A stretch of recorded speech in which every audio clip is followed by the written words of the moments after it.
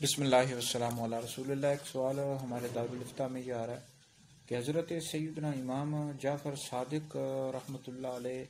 کی تاریخ وفات کیا ہے اور آپ کی پیدائش کب ہوئی؟ حضرت سیدنا امام جعفر صادق رحمۃ اللہ علیہ، آپ کا جو نام مبارک ہے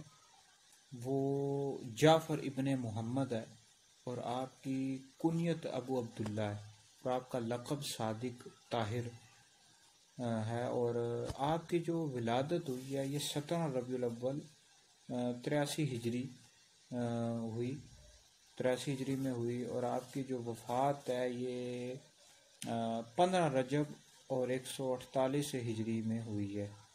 اور آپ کے والد کا نام امام باقر رضی اللہ تعالیٰ عنہ ہے، اور آپ کی والدہ کا نام سیدہ ام فروہ رضی اللہ تعالیٰ عنہا ہے، اور آپ بہت بڑے عالم فاضل اور اللہ کے نیک بندے تھے،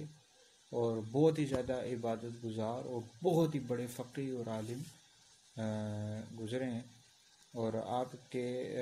اللہ رب العزت آپ کی قبر پر اپنی رحمتوں کا نزول